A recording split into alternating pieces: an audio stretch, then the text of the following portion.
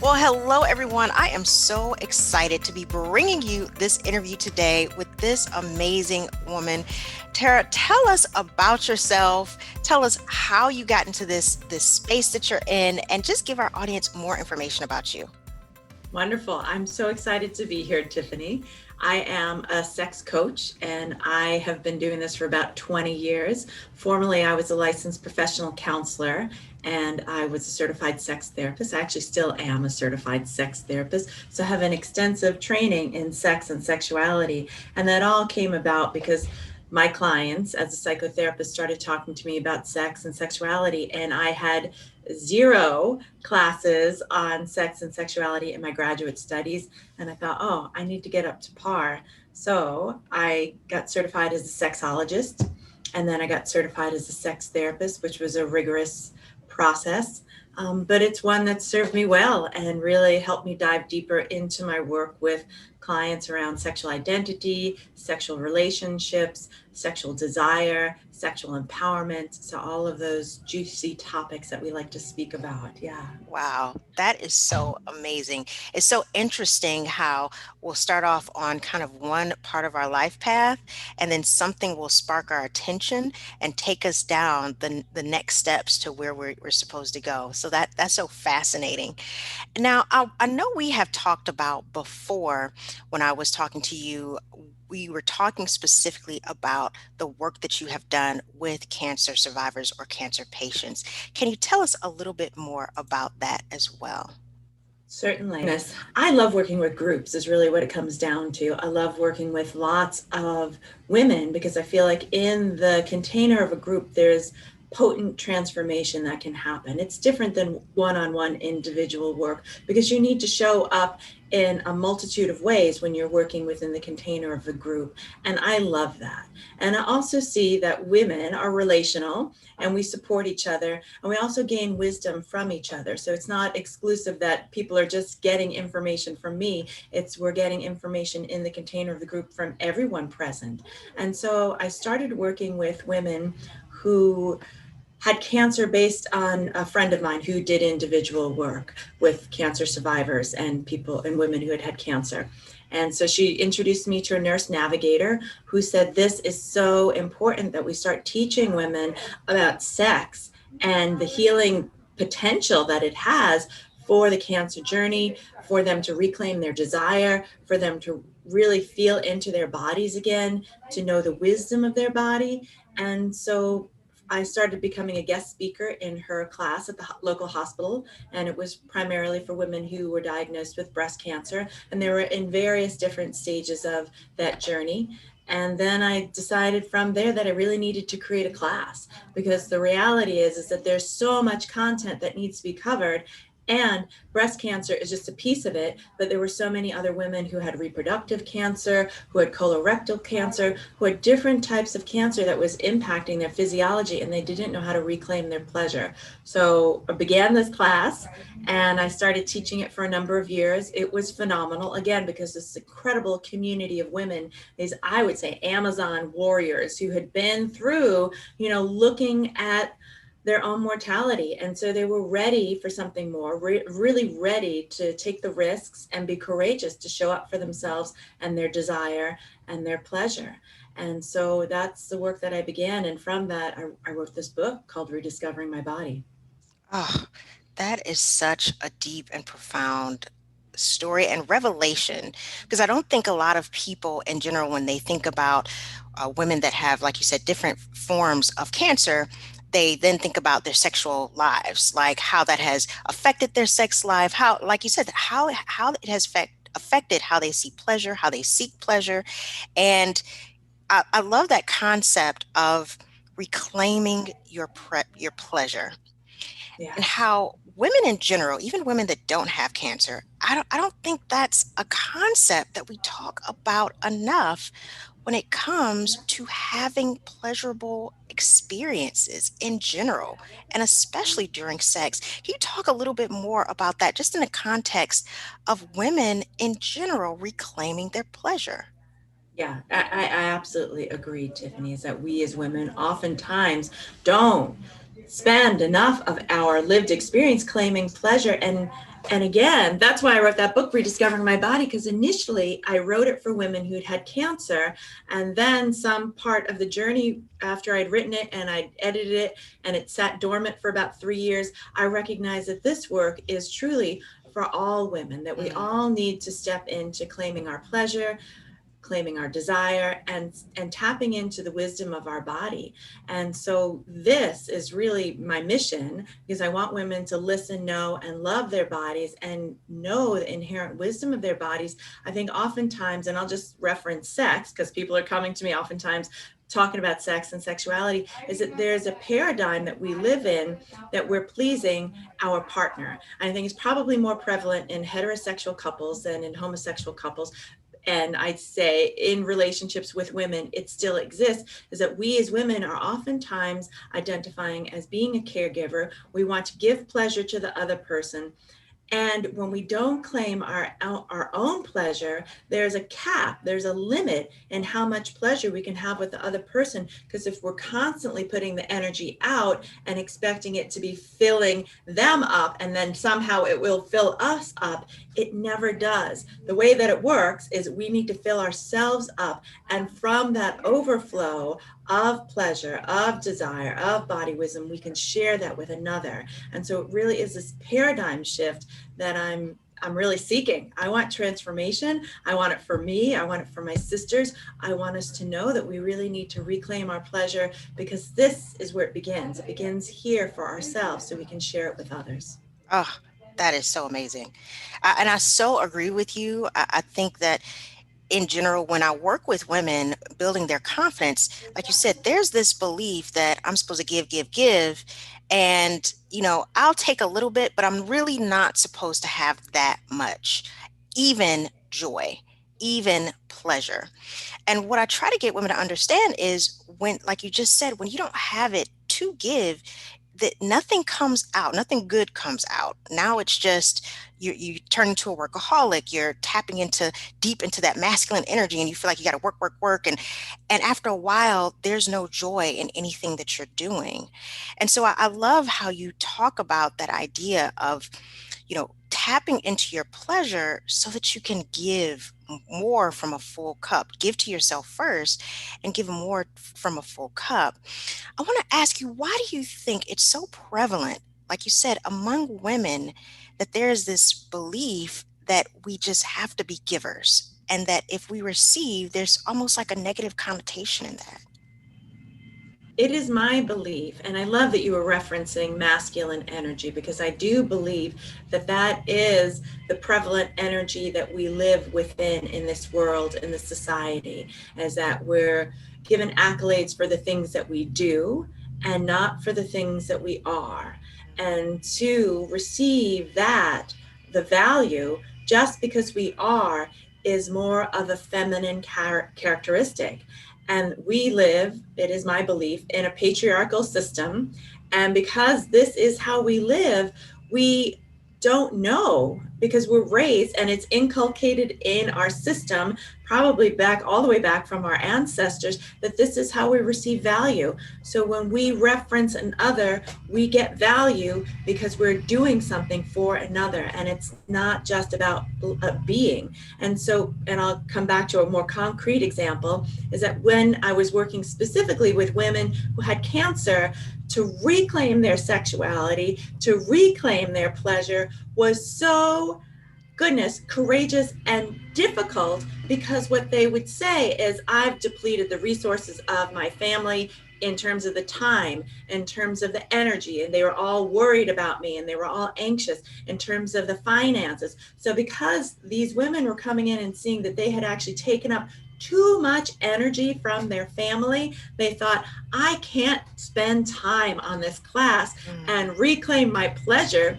even though pleasure is our birthright. They would not claim it. And the women who did justified it. So they were able to come through their mind and say, well, this is okay because I'm in a marriage and I'm doing it for my partner. But it mm. was very few and far between the single women who were just saying, I'm doing this for me because I'm alive.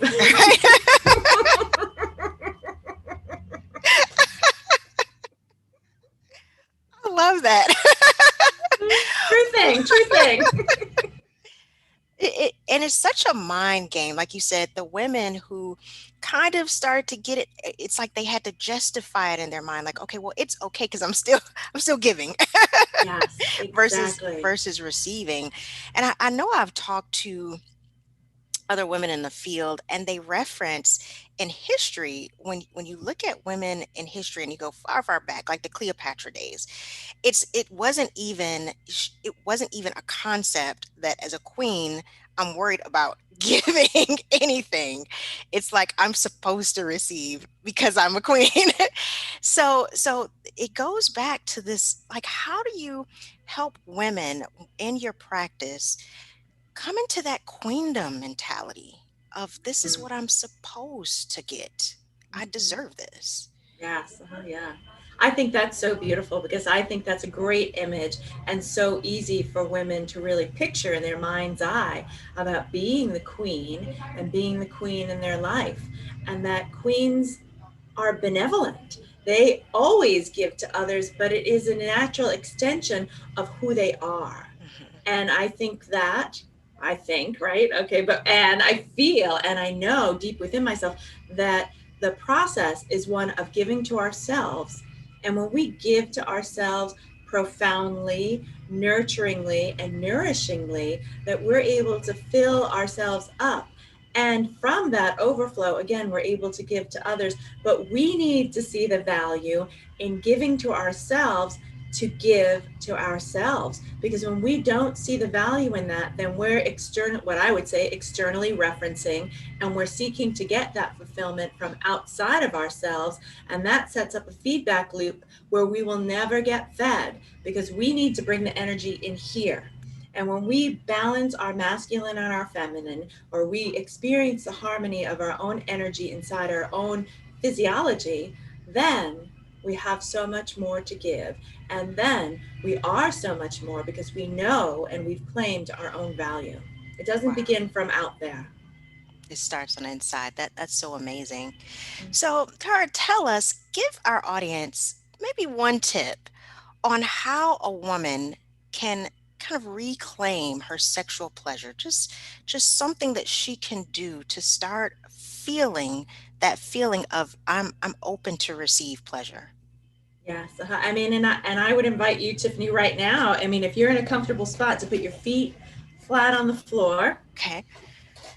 You can close your eyes for a moment. I like to place my left hand on my heart and my right hand on my, I would say, womb space, but about 2 or 3 inches below my belly button, right on my uterus.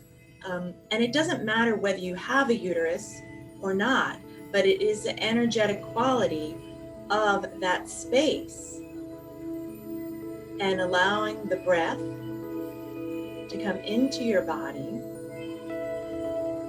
and bringing it down into the lower abdomen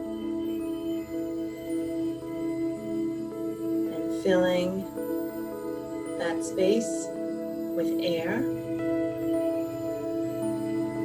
And through the exhalation through your mouth, making a sound if you're comfortable and just releasing anything that doesn't serve you. And we'll do that 2 more times, and you can do that at your own pace, but inhale and exhale through the mouth, and inhale and exhale through the mouth. And now place both hands on that womb space and on your uterus. And just be with it for a moment and feel the energy gather in that space.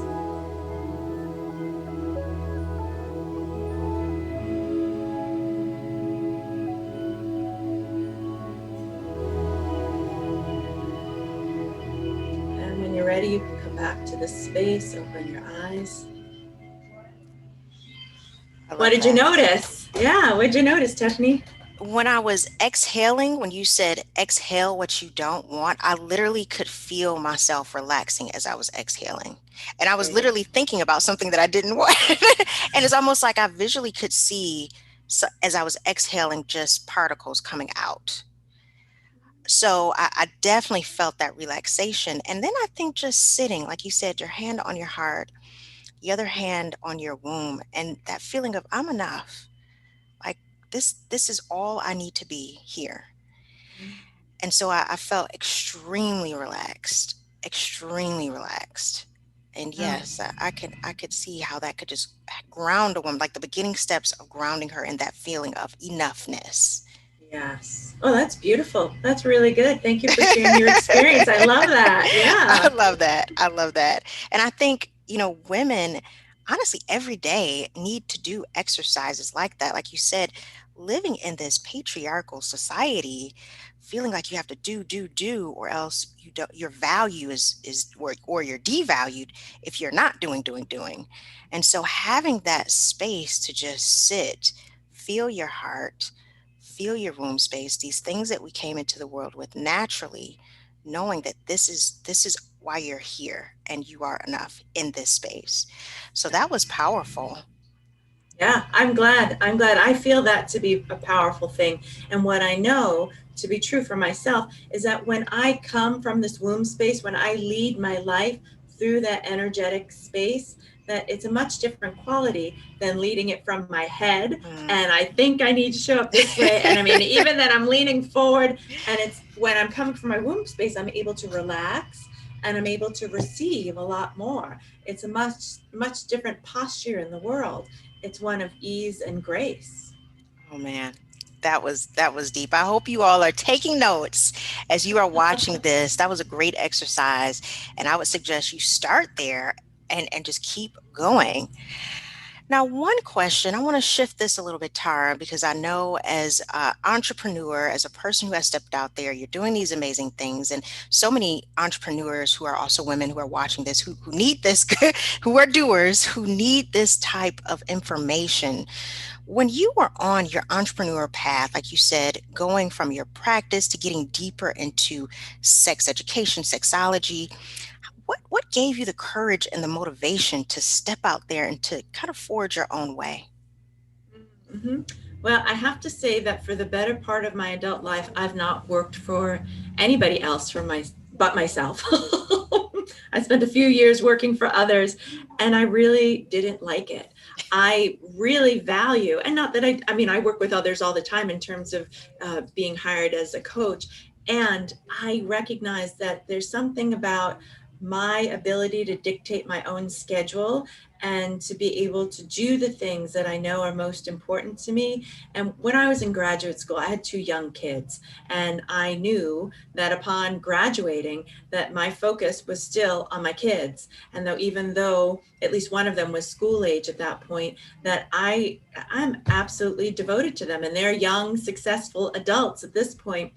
But my primary reason was I needed to be available to them. I needed to be available to my family in a way that my parents were not able to be available to me. I was a latchkey kid growing up in the 70s in New York City and just feeling like I was on my own a lot of the time. And, bless their hearts, they did the best that they could with the best of their ability. But I knew that I wanted something different for my kids. And I was really clear about that.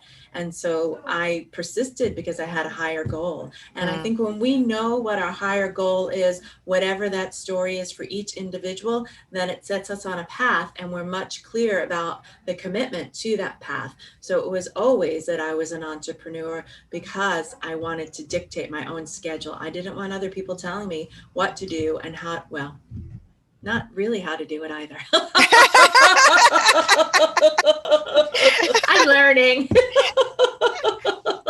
That you just feel it's like this is me. This is what I like to do. I like having my own. I like doing my own thing, and this is why I did it. And I think so many women, especially for me, it took me a long time to get that. When I started on this journey to get what type of person that I intrinsically naturally was. Am I really a person who who likes to be told what to do, which is there's nothing wrong with that, or am I a person who I'm an independent thinker and I like to forge my own path? So I think a lot of women watching this are kind of in that transition phase where it's like, ah, I've been taught to do this, I've been taught to do, and I'm doing, and I'm not satisfied. And I think like what you just said is so important because you knew early on that you were a natural leader and that this was the thing that was best for you. Again, giving to yourself in order to fill your cup and give to your family. I love that. Yes, yeah. And I think that's great that we recognize where we're at and what it is that we want. Because I know a lot of people, and particularly people in my family who still live in New York City and they've worked the corporate job. And for them, the trade-off for the safety and the security was their big carrot, and that's what fed them. And so now they're closer to retirement. They have the things in place that they want. But I think to recognize what is most important for you, we each have our own question to ask ourselves, and what feeds our soul. Mm. And I think, and what would love do? I mean, I think these are all really important questions, because when we come from fear of like, I'm really scared, and I think switching from a corporate job to entrepreneurship can be a scary thing, because the carrots are, I have a 401k, I've got a really nice salary, I get all these perks. And if all of a sudden I'm switching to entrepreneurship, then how is that going to work? Am I going to have the 401k? Am I going to have the six-figure income? And it's scary. And Yes. so to make that shift is a huge leap of faith.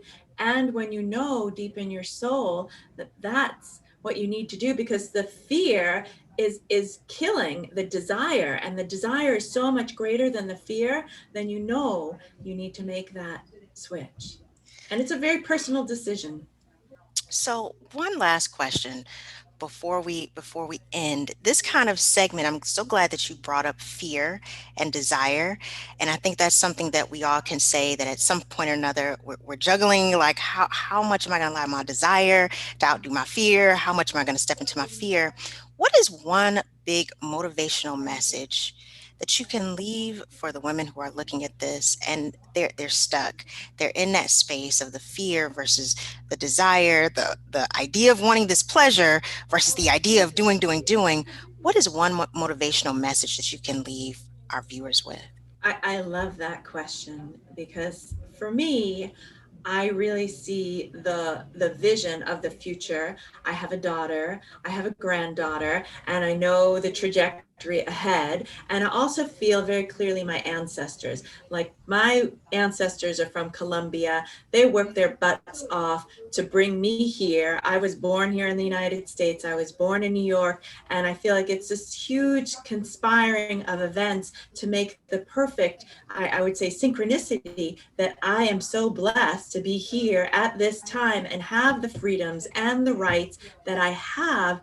And it is no coincidence. And so, with all of those blessings, knowing I don't have the luxury anymore to deny anything but my desire. Mm, And knowing forward that it is when I live in my desire, when I live truly in my pleasure, that is the highest and best for all, that I help my sisters step out of their bondage, and I set the path clearly for my daughter and my granddaughter. And I think the masculine thoughts of doing and being in the patriarchy, and that we are only receiving value by the things that we produce, are now a fallacy. It's those things no longer serve us in the way that they have until this point, and that there's new values, new ways of being that we as women need to embrace, because we can so easily do it, and the patriarchy will shift, and we all have been oppressed by that. It's not just women, but it is men as well.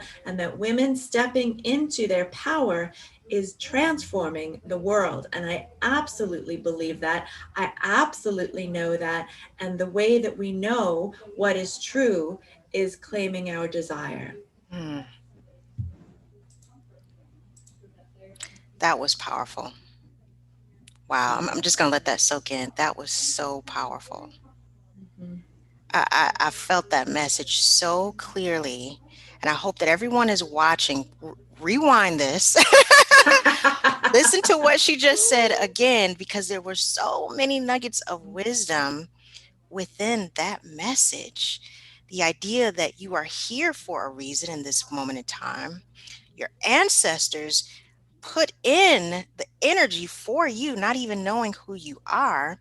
You are now putting in that energy into self to help your own daughter. I mean, and then by doing all of this coming together, helping the world, like all these energetic forces coming together in this now moment, really connected to women everywhere, shifting the entire paradigm. I mean, that is so powerful. And I absolutely agree. I absolutely agree. That was my motivation for that. Yeah. Thank you for bringing that back to me. I I love love it, that. Tiffany. Yeah. I love it. I love it. So where can we, people that want to follow you, they want to contact you, your book, like tell us all that information. Certainly. So the best way to contact me is through my website, rediscoveringmybody.com. My book is available on Amazon. It is rediscoveringmybody.com. My YouTube channel, Rediscovering My Body, and my Facebook page, Rediscovering My Body. Instagram, Rediscovering My Body. So easy I peasy. love it. And for all of you, I will definitely make sure all of her information is below in the description. Definitely contact her, follow her, understanding how to connect again with who we were before society changes, and really connecting with that pleasure, that center of us, that really is the peace of all of our joy and our happiness, and how we can really give more to the world by giving to ourselves. Such a great message. Thank you so much for being here with us. My pleasure. Awesome. Bye everyone.